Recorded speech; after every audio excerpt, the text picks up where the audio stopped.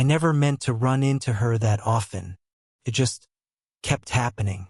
The corner coffee shop was halfway between my classes and my part-time job, and apparently it was on her way home after work. The first time I noticed her, she was standing in line ahead of me, holding her phone in one hand and pressing the other flat against her bag, as if steadying herself. She ordered a black coffee, no sugar, no milk. I remember it because I had just opened my mouth to order the same thing. She turned, caught me staring.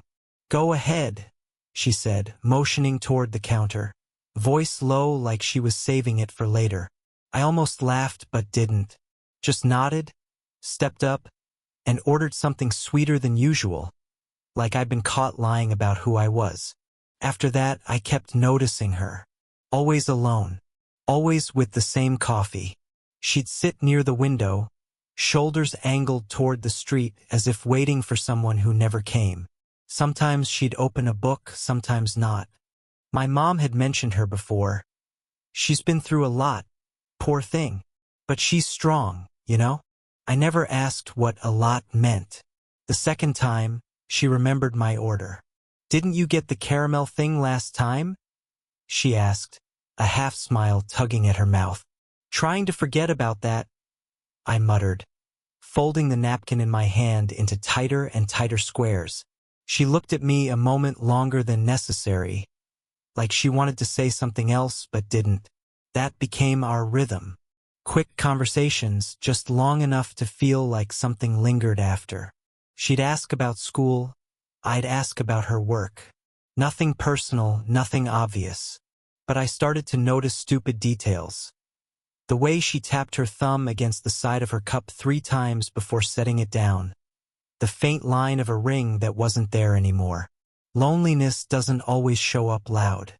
For me, it was unsent texts to friends I hadn't seen in weeks, or scrolling through numbers in my phone with no one to call. For her, maybe it was this coffee shop routine, the steady hum of people talking around her without ever including her.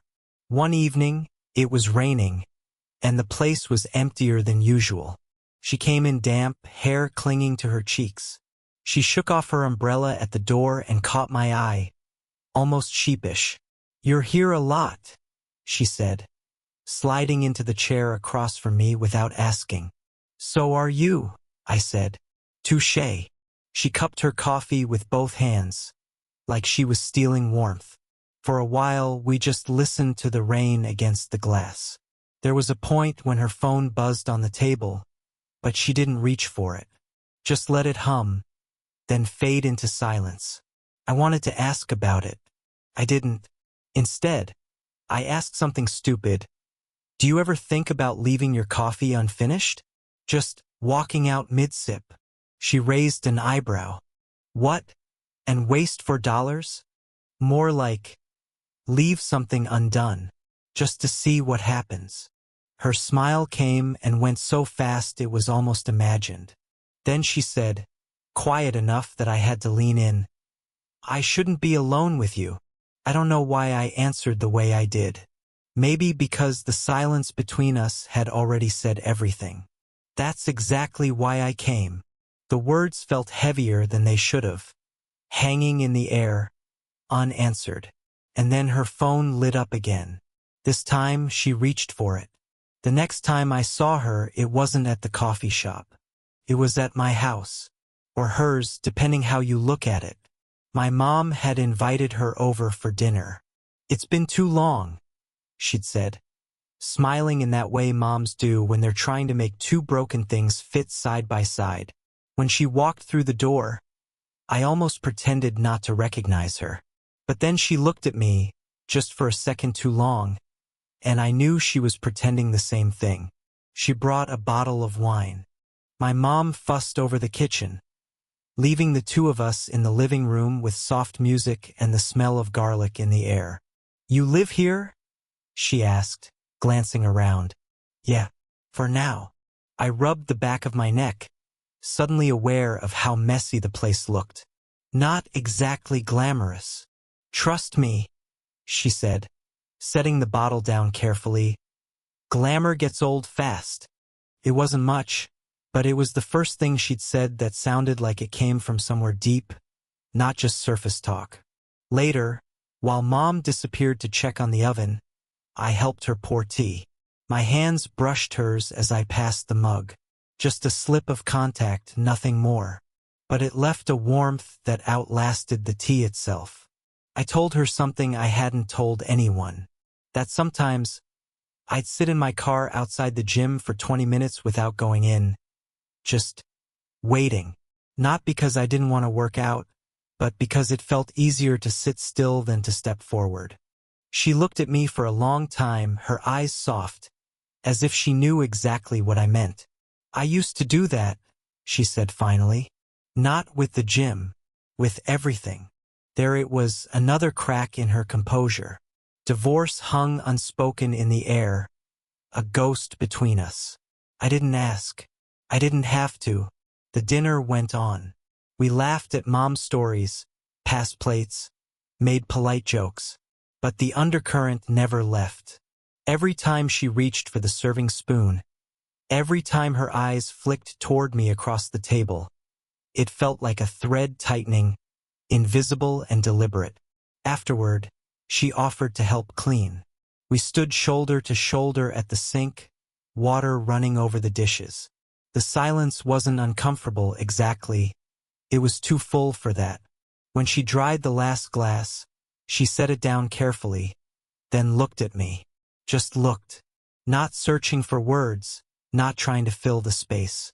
Her hand brushed my arm as she reached for the towel, light and quick, like nothing at all. But I felt it. I don't know why that moment stayed with me. Maybe because it felt like someone finally saw me. The coffee shop felt different after that dinner. Too small. Too obvious. She was already there when I arrived. Same corner table, same black coffee cooling in front of her. But this time, she didn't look up right away. Just kept her eyes on the window, fingers resting too still on the rim of her cup. I sat down across from her. No invitation. She didn't tell me to leave.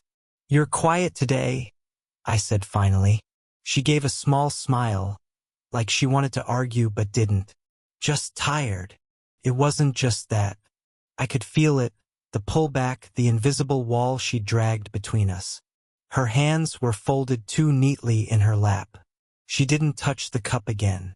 I thought about saying something, asking if I'd done something wrong, but my throat locked up. Instead, I reached for the sugar packet on the table, tore it open, and let the granules fall slow, one by one, into my coffee. She watched, silent, eyes following the trail like it meant something. The bell above the door rang. I turned. My friend Sam walked in, spotted me instantly. "Hey, man." He glanced at her, then back at me, eyebrows raised. "Didn't know you were out with company." I felt my face heat. She shifted in her seat, adjusting her sleeve, posture suddenly straighter. "Just coffee," she said lightly before I could answer. Sam smirked, muttered something about catching up later, and went to order. But the interruption sat heavy between us. She leaned back, arms crossed, as if putting space where there wasn't any. "He's right, you know. This?" She gestured vaguely at the table at me. "It looks like something. And it isn't?"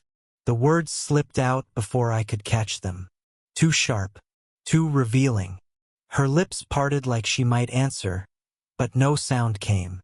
She glanced toward the window again, the glass fogged faintly from the rain outside. Silence stretched. I felt myself leaning forward without meaning to. The air between us was too charged, too close. Her hand shifted on the table, fingertips brushing against the napkin I'd been folding into a square. She didn't pull away immediately, but she didn't press closer either. Just hovered there, suspended. I wanted to reach across, to close that inch. But the thought of Sam turning his head, of anyone seeing us, it caught in my chest.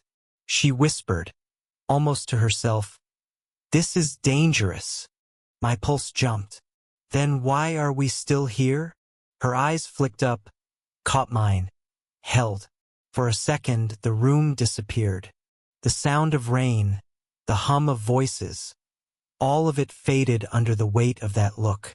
I leaned in, just enough that I could see the faint line where her lipstick had worn off on her coffee cup. She didn't move, and then her phone buzzed, loud in the silence. She flinched, reached for it like it was a lifeline. The moment collapsed. She stood quickly, smoothing her jacket. I should go, but her hand lingered on the back of the chair, like she was waiting for me to stop her. I didn't. It was late when I saw her again. Not the coffee shop this time, just the quiet stretch of street between her house and mine. She was walking back from somewhere, grocery bag tucked against her side, hair pulled back in a way that looked hurried. I caught up without meaning to. Need a hand? She startled slightly, then relaxed when she saw me. It's fine. Just eggs and bread. But I took the bag anyway. It was heavier than she'd admitted. We walked side by side, shoes tapping unevenly against the pavement. The night was cool, too cool for silence, but she didn't feel it. After a while, she said, "You shouldn't keep showing up like this." I wasn't. I stopped. I didn't plan it. Her laugh was soft, tired. That's what worries me. We reached the bench near the park, the one with peeling paint on the armrest. She set her hands on it like she might sit, then didn't. I put the bag down and sank into the seat. After a hesitation, she joined me. The streetlight above buzzed faintly. A moth circled, desperate for something it would never catch. I don't know why I said it, but the words came out before I thought. I saw you with someone the other day. Her head turned, sharp. What do you mean? Outside the bookstore. Guy in a suit. He touched your arm. She blinked, then let out a breath that wasn't quite a laugh. That was my lawyer. Oh, my chest loosened, but only slightly. I hated that I'd cared so much. Hated that she knew now. You were watching me? She asked quietly. I couldn't answer. My hand found the edge of the bench, fingers digging into the rough paint. She let the silence hold, then said, "You're too young for this." For me. The way she said it, like an apology, not a warning, cut deeper than I expected. I looked at her, really looked. The faint shadows under her eyes, the line of her jaw tight with restraint. And for the first time, I wanted to tell her everything.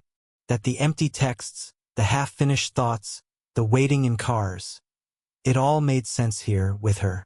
Instead, I said, "Maybe that's why it works." Her breath caught.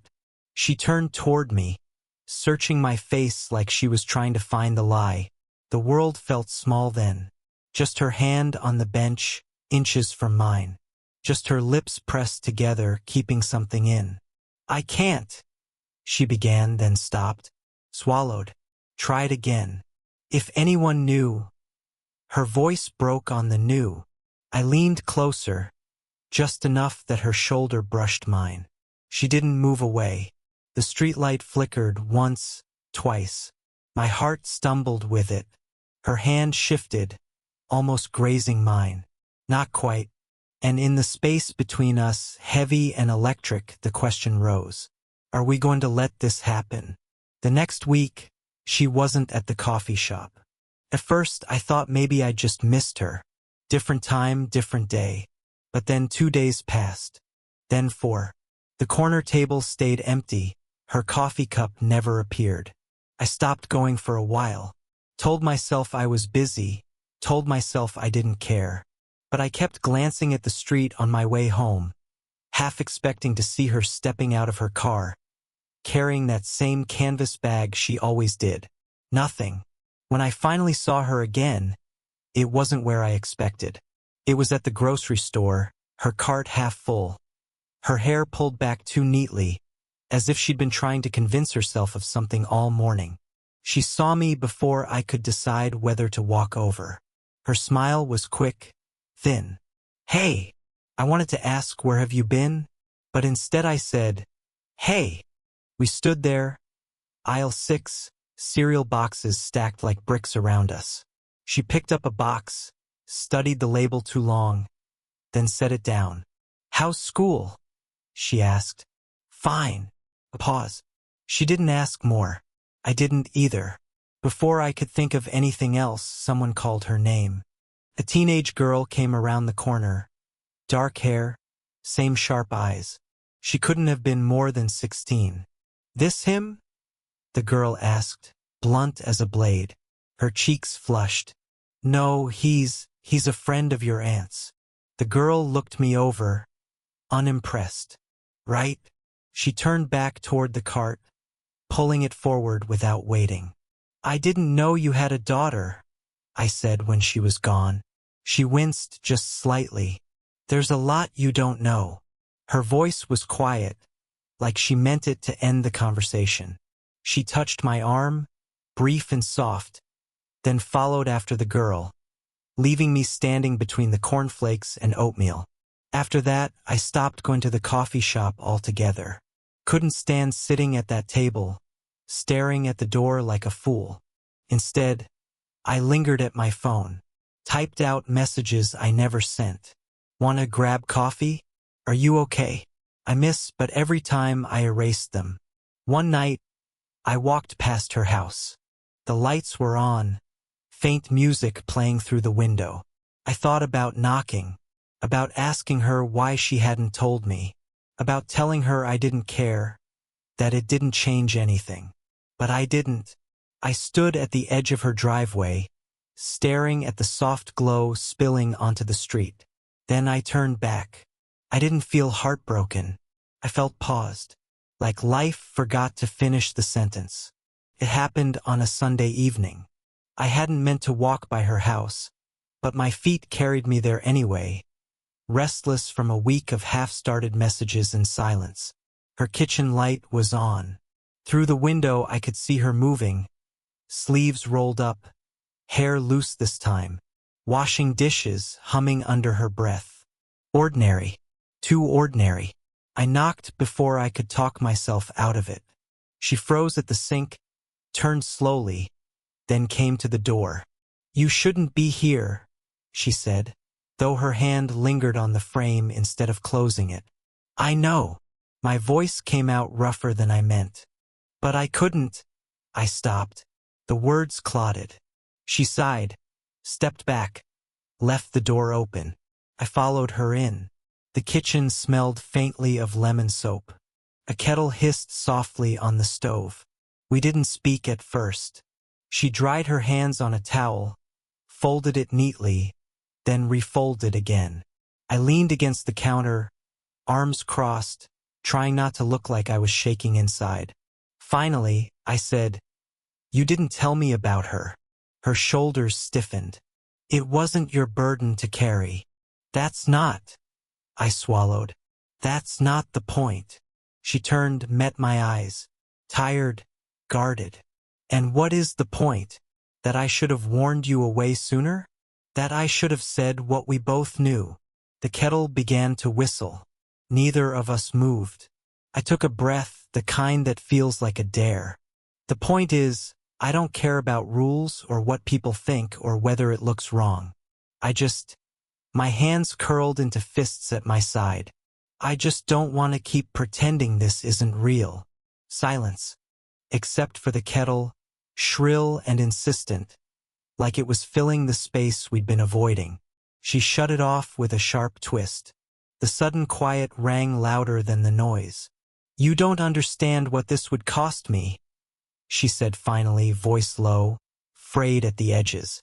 "My daughter, my friends, your mother." "I know," I whispered. She pressed her palms flat on the counter, staring down at them. For a long time I thought that was it, that she'd send me away, end it before it began. But then she said, softer, almost breaking, "And yet here you are." I moved closer, slow enough to give her time to stop me. She didn't. When I was beside her, she let out a shaky laugh, like she couldn't believe it either. Her hand brushed mine on the counter, hesitant, trembling, but it stayed. I looked at her, really looked, waiting for her to tell me no. She didn't. Instead, she met my gaze and whispered, "Okay." Just that. Nothing more. But it landed heavier than any declaration could.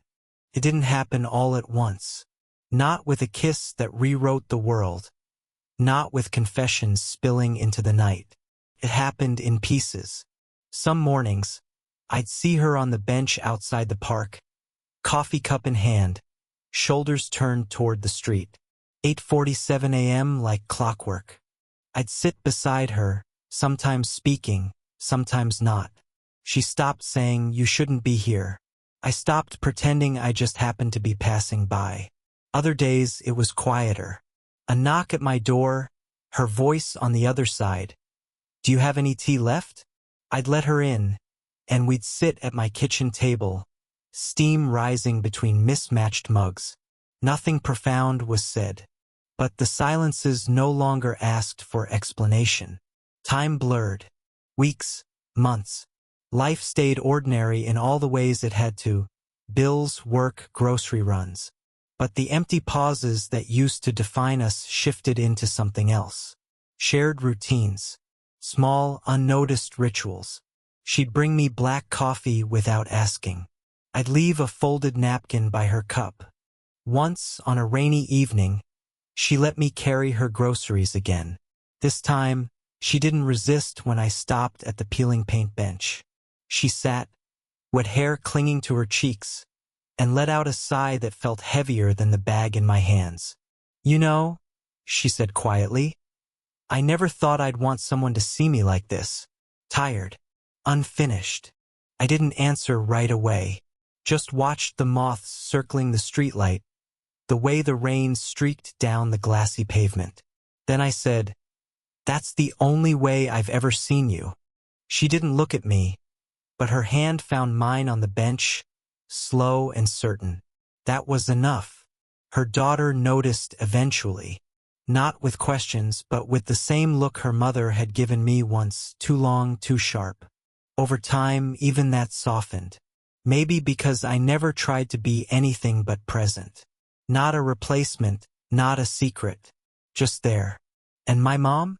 She must have known, or guessed, but she never said. Sometimes silence is its own kind of permission. Life didn't become a movie after that. No declarations, no running through airports. Just two people choosing each other in small, daily ways. A hand brushed across the counter while drying dishes. A text sent at 8:47 a.m. Bench? A cup of tea placed wordlessly on the table. Not perfect, not easy, but real. And maybe that was the point all along. When I think back now, I don't remember the near kisses or the nights I almost walked away. I remember the quiet mornings, the steam rising from her mug, the way her eyes lingered just long enough to say what neither of us had to. It's ours. The kind of ending no one else would notice, but we carry it anyway.